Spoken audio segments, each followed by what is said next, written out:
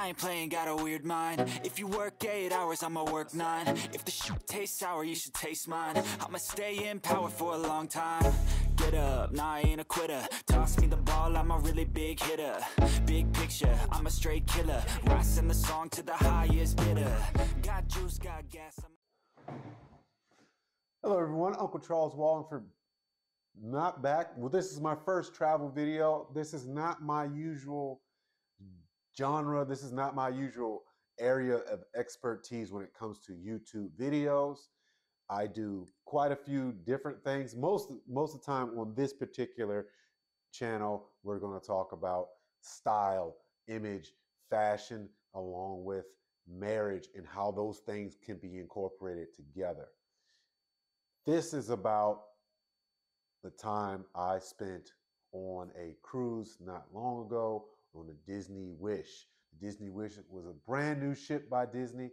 I was super excited to be on it. I was super excited because my wife was excited because we were going on the Maritime at Sea. They do the Maritime at Sea with quite a few different ships and at the end of the year, of course, near Christmas. I enjoyed myself, but as far as Disney goes, I've been on 4 other Disney cruises, and this was the worst time. So let me go over the reasons why Disney Wish will never be a ship I ever get on. I will never, ever get on the Disney Wish after that last cruise I've been on. All right, so number 1, and this is three reasons and 1 reason, and that's Arendelle. Arendelle, Arendelle. Arendelle is based off of the movie Frozen. Hit movie. I understand you gotta squeeze and milk that cow as much as possible. I get it. It makes sense. However, one of the things that I always argue with other adults is Disney's still good. Disney doesn't have to be, Disney is all about high quality. It's not necessarily all about the characters and the whimsical stuff and the taking care of children or entertaining children and everything else. You can still have a very good time in Disney World, on a Disney cruise, and so on and so forth. I always have to argue that point with adults, and they made that argument really difficult because on Arendelle, they shove Frozen down your throat. You're going to like Frozen and you're going to sit there. You're going to enjoy it, damn it. That's how I felt while I was in Arendelle. The Frozen movie would not stop. The Frozen characters would not leave. The songs would not end. I've been on other Disney cruises, and there have been in their dining rooms, in this rotation of dining, you will have themed restaurants off of Triton. It was themed off of Little Mermaid, and then you have, I can't remember the name of the restaurant, but it was themed off of Beauty and the Beast. It was good, but they didn't have the characters coming down and getting in your way and slowing up things, and you didn't have to sing along. It was just theming, just little notes here and there, little cues here and there. No, not with Arendelle.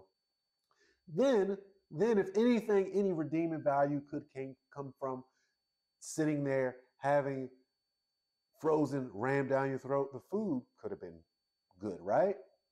And what I hang my hat on when I tell people how good Disney is, I always talk about the food. The food is usually fantastic. This was probably, no, it's not probably. This was the worst meal I've ever had on a Disney cruise. This was the worst meal I ever had on a Disney cruise. Here's a reason why Scandinavian food isn't as popular as other food. Like, you can have Italian food all over the world. You can have sushi all over the world. You can have, Chinese food all over the world. You're not having Scandinavian food everywhere.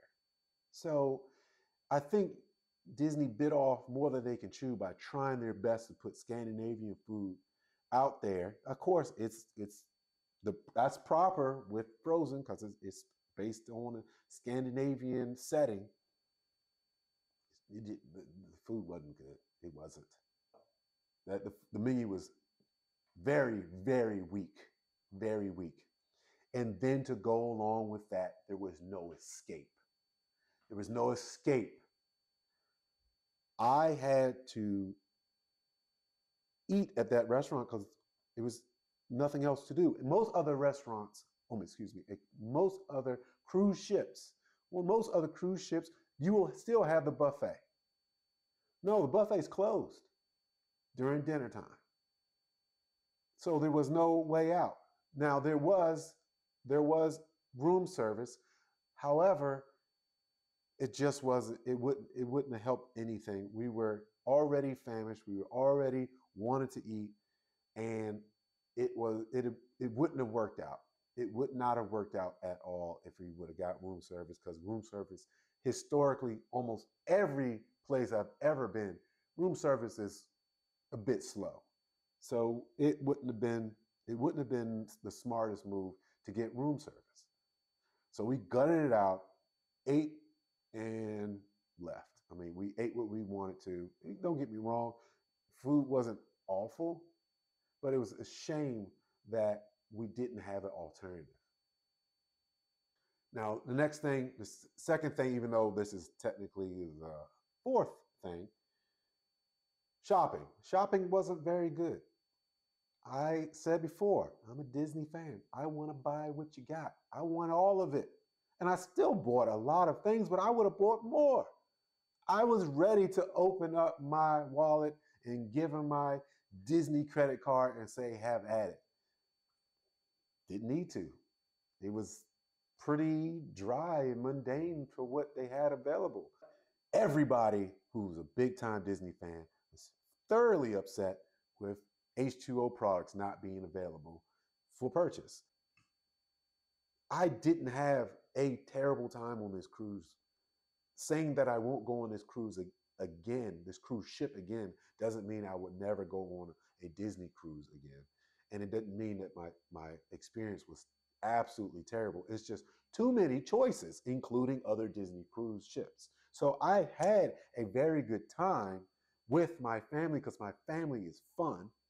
My family gets along, and we can always have a good time with just those type of people.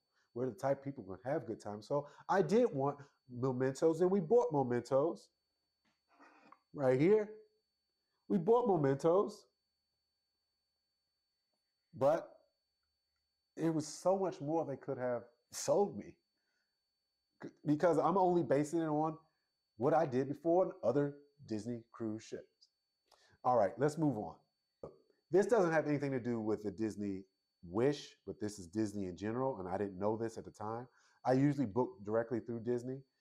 In this particular time, I did not book directly through Disney. And when you book on a third party, you cannot get Disney transportation. I didn't think this was a big deal, but this was a very big deal, because when you get Disney transportation, they go straight to the port, and it cuts down on so much time. And I didn't know it cut down that much time, because I went with GoPort. And with GoPort, and when you go on their shuttle bus to take you to the port from the airport, you share this bus with everybody. So we had to stop for Carnival, we had to stop for Norwegian, we had to stop for Royal Caribbean. And then we were last off, we had to stop for Disney. We were the last stop. That added at least an extra 45 minutes, if not an hour, to the trip. At least an extra 45 minutes. And that was quite frustrating. Well, the new Palo, which is a specialty dining, additional dining, where you have to pay extra for, the new Palo is a steakhouse. And was it bad? No, it's nowhere near bad. And I believe they pulled the level down a bit. I think they dumbed down Palo. I don't know. Maybe I thought everybody I know or paid attention to who's been on a Disney cruise enjoyed the original Apollo. Maybe maybe I'm just too highbrow and it wasn't enough people going to the regular Apollo. But they changed Apollo to a steakhouse and they dumbed it down. It's not as good. I want the other Apollo. I want the old Apollo. All right, we're getting close to the end as far as the things I did not like, and I'm going to go over some things that I did enjoy. Cookies Barbecue, that's on Castaway Cay or Castaway Cay. I don't remember.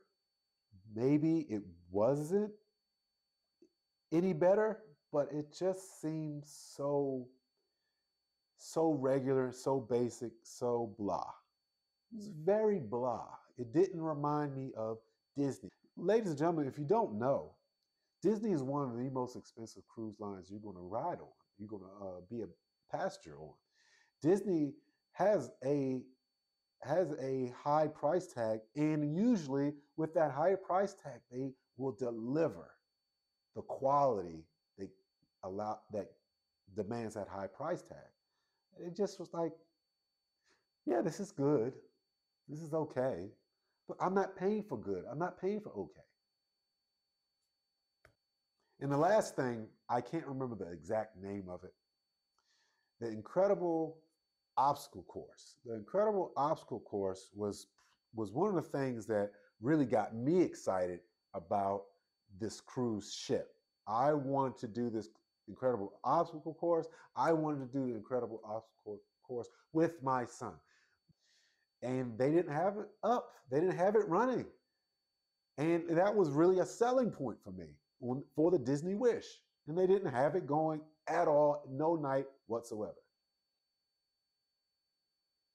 All right, guys, that's it for the video. So I hope this, guys, I hope this helps you out. I hope this gives you an idea of what you may expect if you decide to go on the Disney Wish.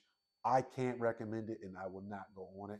I do still recommend possibly going on one of Disney's older ships, and I kind of want to go on their newer ship if they have. I'm going to do some more research, and I'm going to pay attention to see if anything is like what I experienced on Arendelle, because Arendelle pretty much did it for me.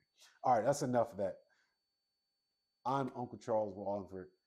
I'm here to help.